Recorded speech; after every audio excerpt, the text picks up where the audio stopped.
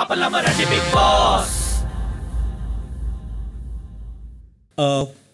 सुरुवातीला सगळ्यांचं खूप अभिनंदन. खूप छान खेळात, खूप मस्त खेळात. मिनल, मान्य आहे तुला हे? हो हो नक्कीच. येस प्रत्येकाने खूप मेहनत केली आहे आणि खरंच टास्कमध्ये असो किंवा आतमध्ये असो किंवा रिलेशन मेंटेन करो, सगळ्यांनी खूप खूप मेहनत केली आणि म्हणून आज सगळे डिझर्व करता इकडे राहायला. असा कुठला टास्क होता डॉक्टर की जिथे असं वाटलं की हे आपण नको करायला, पण करतोय खरी, पण माणूस म्हणून आतून हलून गेलो? बऱ्याच टास्कमध्ये जिथे जिथे मला टीमसाठी खेळायचं होतं पण कळत होतं की यार मी कुठेतरी अनफेअर होतोय, त्या सगळ्याच टास्कमध्ये जिथे ते माझा रोल म्हणजे फर्स्ट टास्क ज्यावेळेला मी कॅप्टन झालो होतो आणि मी संचालक होतो तेव्हा मला कळालं होतं की कुठेतरी हा माझ्या टीमच्या अगेन्स्ट चाललाय, पण हा फेअर नाही आहे हा विषय. पण तिथे ते नेहमीच एव्हरी टास्कमध्येच ती जाणीव होत गेली आणि त्याच्यामुळेच तो गेम सुधारत गेला आणि म्हणूनच मी आज इथे. माझा प्रश्न विशाल निकमला आहे.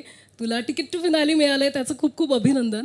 पण ज्या ग्रुपमध्ये तू आतापर्यंत खेळत होतास, तर त्या ग्रुपमुळे हे इथपर्यंत पोहोचलास, तिकीट टू फिनाले तुझ्या हाती आलंय, काय वाटतं त्याचं श्रेय त्यांनाही देशील का? येस, 100% देणार. कारण ते एक ग्रुपमध्ये जे इमोशनल आमचं बॉन्डिंग होतं, जी पॉझिटिव्हिटी होते, ते एका ग्रुपमध्ये एकट्याला जेवढी एकटा जे करू शकेल, जे ग्रुपमध्ये आपण जास्त प्रमाणात करू शकतो, ती पॉझिटिव्हिटी कुठेतरी माझ्या ग्रुपमधूनच सुरू झाली, जे टीम बी म्हणून अख्ख्या महाराष्ट्रभर ओळखलं जातं. तुला असं वाटतं का दुसऱ्यांचा गेम करता करता तू स्वतःचा गेम विसरला होतास या पूर्ण गेममध्ये? नाही, मला असं हे वाटत नाही कुठेच. कारण की जसं की आत्तापर्यंत अशी काय सिच्युएशन आली नाही आहे. हो, एक आठवडा जो होता, जो स्नेहाचा आठवडा होता, तर मला वाटत नाही की मी गेम विसरलो. ऑफकोर्स माझा गेम तर चालूच होता. जसं मी तेव्हा डॉक्टरलाही सांगायचो की जर स्नेहाच्या ऐवजी तूही जर असं समोरनं चालत आला असता आणि जर तू मला जर असं बोलला असतास तर मी तिच्याहून जास्त मी रिॲक्ट झालो असतो. कारण की आपण जर नातं कोणासोबत बनवतो तर ते खरंच तिच्यासोबत ते एक असे काही चुकीचे इंटेन्शन नव्हते की मला त्याच्यातनं काय हवं होतं, मी ते कधी बघितलं नव्हतं, म्हणून मला तो जास्त दुःख झाला. जर काय इंटेन्शन जर असते तसे तर मग ते मला काही फरक पडला नसतं. कारण की असे माझ्या घरामध्ये भरपूर लोकांसोबत उडालेले आहेत खटके आणि भांडण झालेलं आहे, तर मी ते तिकडेच संपून टाकतो आणि मला काही फरक पडत नाही. तर त्या व्यक्तीमुळे येस मला वाटत होतं की होतं आहे थोडंसं. ऑफकोर्स हा जो गेम आहे तो एक इंडिव्हिज्युअल गेम आहे आणि एंड ऑफ द डे इकडे एकच व्यक्ती जिंकणार आहे. तर माझे पण काही स्ट्रॅटेजीज होते आणि मी स्ट्रॉंगली ते ॲक्सेप्ट पण करतो की मीरा गेम एकट्याच आहे. हा आपण कायम म्हणतो इंडिव्हिज्युअल्स गेम आहे, हे आहे, पण या घरात आपण कायम आहे ना नाती बनताना बघितली आहेत. अनेकदा असं होतं की मैत्रीला ना कुठेतरी वरती ठेवलं जातं. आधीच्या सीझन्समध्ये पण बघितलं आहे. या सीझनमध्ये कुठेतरी तुझी आणि गायत्रीची मैत्री अगदी डे 1 पासून तशीच वाटत होती की ही घराच्या बाहेर सुद्धा राहील. मग जेव्हा गेममध्ये कुठेतरी वर खाली झालं तेव्हा तुला असं वाटलं नाही का की गायत्रीची मैत्री टिकवणं जास्त इम्पॉर्टंट होतं रादर दॅन गेम? ती घरातून बाहेर जाताना सुद्धा तुझ्याकडे चान्स होता, पण तू तो सुद्धा वापरला नाही. कुठेतरी गेमला वरती ठेवून मैत्रीला मागे टाकलंस? ॲक्च्युली बाहेरून मी तिला ओळखत नव्हती. या घरामध्ये आल्यानंतरच आमची ती मैत्री झालेली आहे. आम्ही पहिल्यांदा इथेच भेटलेलो होतो. आफ्टरऑल इथे सगळेजणच गेमसाठी आलेत आणि नंतर बाकीचे रिलेशन्स बनवण्यासाठी आलेत. तर मला माझ्या गेमवर फोकस करायचा होता, तो मी केला. पण एक सॉरीने ती मैत्री वाचू शकत होती असं नाही वाटत आहे? मी 3 वेळा प्रयत्न केलेला पण ते नाही वर्क झालं. सो मी जबरदस्ती नाही लादू शकत कोणावरही माझी मैत्री की ये आणि बोल माझ्याशी. सो घराबाहेर जाऊन परत प्रयत्न होणार आहे. ऑफकोर्स होणार ते. माझा प्रश्न मिनलला आहे. तुला आधीच्या आम्ही रियालिटी शोमध्ये सुद्धा बघितलं ज्यामध्ये तू प्रॉपर जिथे भांडायला पाहिजे तिथे खूप भांडली आहेस आणि तो मुद्दे उचलूनही धरलेस, पण इथे आल्यानंतर तू बोलत होतीस की भांडायचं नाही किंवा तो मुद्दा पुढे वाढवायचा नाही, ताणायचा नाही. हे सगळं फक्त हा पवित्रा तुझा या इथे कॅमेरा आहेत आणि हे चांगलं दिसावं म्हणून होता की काय वेगळं त्याच्यामागे कारण होतं? नाही, मी नेहमी जेव्हा टास्क खेळते तेव्हा मी खूप भांडली आहे आणि जे माझे अपोनंट आहेत त्यांच्यासोबत भांडली आहे. माझ्या लोकांसोबत मी कधी नाही भांडली आहे, पण जेव्हा गेम असेल तेव्हा मी भांडतोच. पण असं काही नाही की कॅमेरा आहे म्हणून असं वागायचं तसं वागायचं. मला जेन्युइनली फेक वागता येत नाही. माझा उद्देश इथे येऊन अमाऊंट जिंकणं हा नाहीच आहे, कधीच नाही आहे. Amount is nothing for me की ती अमाऊंट जिंकायची म्हणून मला जिंकायचं की माझा गेम प्लॅन तो आहे. मला मनं जिंकायची आहेत, कारण का पिढ्यानपिढ्या आम्ही जे करत आलो महाराष्ट्राचं मन जिंकत आलो, तर ही संधी वेगळी काहीतरी मिळाली आहे. तर माझं मत हेच आहे की मी मन किती जिंकतो हे माझ्यासाठी खूप महत्त्वाचं आहे. तू नेहमी म्हणत असतोस की अख्खा महाराष्ट्र बघतोय, अख्खा महाराष्ट्र बघतोय, पण जेव्हा तू तुझ्याच मित्रांबद्दल त्यांच्या पाठीमागून बोलतोस तेव्हा तुला असं नाही वाटत का की हे सुद्धा अख्खा महाराष्ट्र बघतोय म्हणून? येस, अख्खा महाराष्ट्र बघतोय खरं आहे आणि आता तुम्ही सगळे बघताय. मला याच्यावर एकच उत्तर द्यावं असं वाटतंय की अख्खा महाराष्ट्र बघतोय किंवा इथे कॅमेरे लागलेत म्हणून मी जर ज्या गोष्टी मनात आहेत त्या मनातच ठेवल्या आणि ज्या ठिकाणी व्यक्त व्हायला पाहिजे मग तो आपला मित्र का असे ना त्याच्याबद्दल खरंच काही गोष्टी खटकतायत किंवा काही गोष्टी मला त्याच्याविषयी बोलायच्या आहेत, त्या जर मी लपवून ठेवल्या तर कुठेतरी मला असं वाटतं मी स्वतःशी अप्रामाणिक आहे आणि महाराष्ट्रातल्या जनतेवर पण तो अन्याय असेल जर मी काही गोष्टी लपवून ठेवतोय. मला असं वाटतं की हा मीडियम जो आहे तो व्यक्त होण्याचा आहे. तुम्ही जर व्यक्तच नाही झाला तर तुम्ही पोचणार नाहीत लोकांपर्यंत. आणि येस, महाराष्ट्र बघतोय तर महाराष्ट्र दोन्ही बाजू बघतोय असं मला वाटतंय. जर मी कुणाविषयी मित्राविषयी बोलतोय तर मी त्याच्याविषयी वाईटही बोलतोय आणि तेवढंच त्याच्यावर प्रेमही करतोय. ह्या दोन्ही गोष्टी महाराष्ट्र बघतोय, त्यामुळे त्या बॅलन्स होत असतील कुठेतरी अशी आशा आहे मला. ॲक्च्युली सगळ्यांचा असा गैरसमज असतो की बायका घरात आल्या एकत्र राहिल्या की भांडणं होतात, असा गैरसमज असतो खरं तर तो. पण इथे पुरुषही आले, एकत्र राहिली, भांडणंही झाली, मारामारी म्हणजे तिथपर्यंतही गेला. तर त्याबद्दल तुमच्या दोघींना काय वाटलं, म्हणजे तुम्ही ते जवळून बघितलंय? हा, म्हणजे असं काही नाही की पुरुष किंवा स्त्री, इकडे सगळेच भांडलेत, एक दुसऱ्याशी भांडलेत. मग तो टास्क असो, घर असो, कोण पण असो, खूप भांडलेत. पण एटलीस्ट एक मॅच्युरिटी आहे की सगळे एकत्र आहोत, आत्ता पण एकत्र आहोत. आणि खरंच असं काही नाही पुरुष आणि स्त्री सगळे तेवढेच भांडतात, एकदम कचा भांडतात. आणि टास्क संपल्यावर सगळेजण म्हणजे जसं की आधी काही झालंच नाहीये असंही वागतो. डॉक्टर आणि जयसाठी प्रश्न होता, मीरासाठी. खरं तर तुमच्या टीममध्ये तुला ते खूप सपोर्ट करतात असं दिसतं, पण तुझ्या माघारी त्यांचं काहीतरी विचित्र वेगळं चाललेलं असतं. तर त्याबद्दल काय वाटतं? नाही, हे सतत मला दिसतं सुद्धा आणि जाणवतं सुद्धा. पण मी तेच, टीम आहे आणि आमची थिंकिंग मॅच होतात, आमची फ्रेंडशिप चांगली आहे. गेम हा इंडिव्हिज्युअलच खेळत आलोय, कोणी माझं इथे स्ट्रेंथ वगैरे असं म्हणता येणार नाही.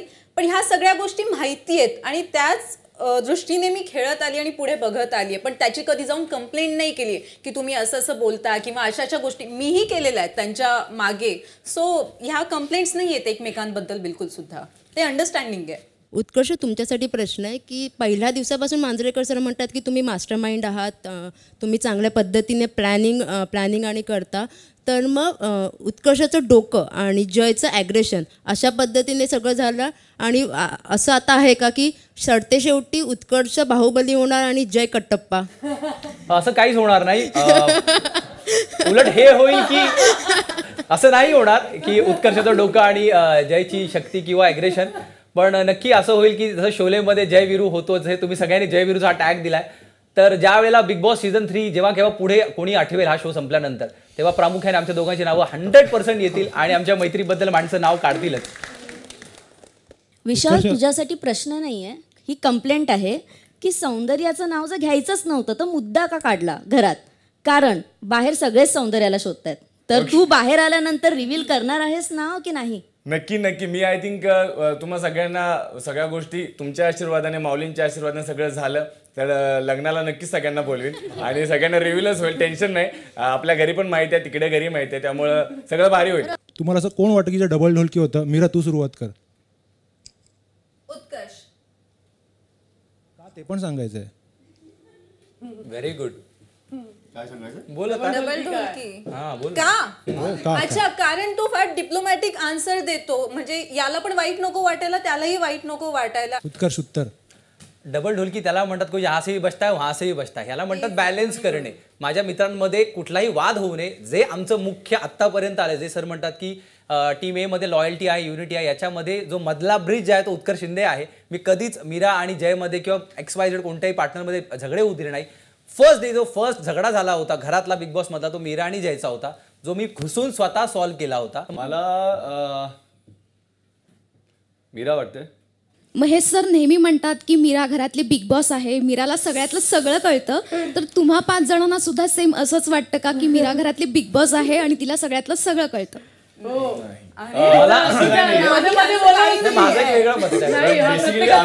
आम्ही जोकिंगली घेतो, म्हणजे तिला आम्ही असं फक्त चिडून याच्यामध्ये करतो, पण असं काय आम्हाला तर वाटत नाही की तिला सगळंच कळतं. मला असं वाटतं एक्झाम्पल म्हणून मी देईल की गब्बर सिंग जर ठाकूर सारखे नंतर वागले असते इंटरव्हेलच्या नंतर, तर ते गब्बर सिंग राहिले नसते. आणि शोले जर आठवायचं आहे तर जसं आपण जय विरूला आठवतो किंवा बघतो शोले म्हटलं की तसा गब्बर सिंगचाही तितकाच मोठा रोल आहे. तर ह्या बिग बॉसच्या सीझनमध्ये जर तुम्ही नेगेटिव्ह घ्या, पॉझिटिव्ह घ्या, पण तिने तिचं एक पर्सनॅलिटी खरंच ग्रो केलेली आहे. ती आपण गब्बर म्हणा, जय म्हणा, विरू म्हणा किंवा इतरा सन्नाटा किंवा भाई काही म्हणा, पण तिने ते केलेलं आहे खरं तर. माझा प्रश्न विकाससाठी आहे. विकासने विशालसाठी टक्कल केलं होतं, सो ते मैत्रीसाठी केलं होतं की अजून कुठल्या वेगळ्या कारणासाठी? कारण नंतर बोलताना दिसलं होतं की आपले होर्डिंग सगळीकडे लागणार. अरे बापरे. नाही गमतीत आमचं आम्ही बरंच काही बोलत असतो. पण हां येस तो प्रश्न यासाठी जो महत्त्वाचा होता कारण तो टास्क जो होता कॅप्टन्सी टास्क होता आणि तिथे सरळ सरळ दिसत होतं की मी जरी टक्कल करतोय तरी अजून एक कंटेस्टंट बाकी होता जी स्नेहा होती आणि तिचा अजून टास्क बाकी होता. तिला काय करायला लावणार आहेत माहीत नव्हतं.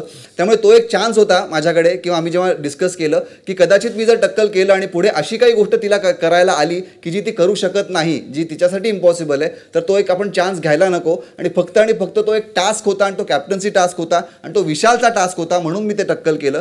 त्याच्या व्यतिरिक्त दुसरं कुठलंच त्याच्यामागे कारण नव्हतं कारण ॲक्टरला केस कापणं एक खूप म्हणजे मोठी गोष्ट आहे. त्यामुळे याच्या व्यतिरिक्त दुसरं काही कारण असतं तर मी खरंच ते केलं नसतं. ते कनेक्ट झालं एक टास्क होता आणि आपला माणूस होता म्हणून त्या गोष्टी घडल्या. विशाललाही माझा एक प्रश्न आहे की विशाल बऱ्याच वेळा बोलला आहे की माझे आई वडील शेतकरी आहेत आणि नंतर मग कुठेतरी कोलकाताला बिझनेस आहे. सो नक्की काय आहे आणि हे फक्त टास्कसाठी किंवा शेतकरी म्हणून फक्त हे दाखवण्यासाठी होतं की अजून काही? नाही आय थिंक सगळ्यांनाच माहिती आहे. तुम्ही या पुढच्या वर्षी आपल्याकडे बाग आहे 8 एकर बाग आहे द्राक्षाची. द्राक्ष खायला सगळेजणच येऊ आणि मस्तपैकी द्राक्षे खाऊ. द्राक्षे गोड लागली तरच म्हणा मग शेतकरी आहे म्हणून आणि मस्त कांदा बागरी सगळं खाऊ. आणि याच आमचा कोलकात्याला बिझनेस पण आहे. आमचा दुष्काळी भाग असल्यामुळे खानापूर तालुका लहानपणापासून बरीच लोक बाहेर गेलेत कामासाठी. तो एक वेगळाच गलाय बांधवाचा एक व्यवसाय पण आहे. पण शेती मेन मूळ आमचं शेतकरीचंच आहे आणि त्यानंतर सगळ्या गोष्टी. चावडीवरचं वातावरण खूप तापलं आहे तर तुम्ही जे ग्रुप सॉन्ग म्हणणार आहे ते तुम्ही म्हणाच शेवटी. पण आता जो ज्याचा गोड गळा आहे त्यांनी सुरुवात करून द्यावी. डॉक्टर तुम्ही गाणं गाणार होता ते प्लीज गाणं गा. प्रथमतः तुम्ही सर्वजण इथे आलात त्यासाठी खरंच धन्यवाद. कारण का हा शो संपल्यावर पत्रकार आणि आपला भेटणं होतंच पण तुम्ही ह्या टप्प्यात आलात की तुमच्यामुळे खरंच ह्या 6 फायदाच होईल कारण का आम्हाला मत मांडता आली. तर तुमच्या रिस्पेक्टमध्ये की तुम्ही तुमचा किती मोलाचा पाठ हे मला वाटलं की तुम्ही मला जेव्हा कळालं की पत्रकार येणार आहेत तर शेतकऱ्यांचे मोलकऱ्यांचे मोलकऱ्यांचे कष्टकऱ्यांचे तुम्ही आवाज झाला साऱ्यांचे तुम्ही आवाज झाला साऱ्यांचे तुम्ही आधारस्तंभ चौथे भारताचे तुम्ही आधारस्तंभ झाला भारताचे कष्टकऱ्यांचे मोलकऱ्यांचे कष्टकऱ्यांचे कामगारांचे तुम्ही आवाज झाला साऱ्यांचे तुम्ही आधारस्तंभ झाला भारताचे शेतकऱ्यांचा आवाज झाला कष्टकऱ्यांचा आवाज झाला मोलकऱ्यांचा आवाज झाला तुम्ही आदर्श सर्वांचे झाला तुमच्यामुळेच उत्कर्ष झाला. वा वा वा वा क्या बात आहे क्या बात आहे डॉक्टर. पण डॉक्टर असं आहे अरे आता नावच तशी आहे. तुम्ही आरसा झाला साऱ्या ह्या जगाचे तुम्ही आधारस्तंभ झाला चौथे भारताचे तुम्ही आधारस्तंभ झाला चौथे भारताचे. Thank you thanks a lot. आपला मराठी बिग बॉस.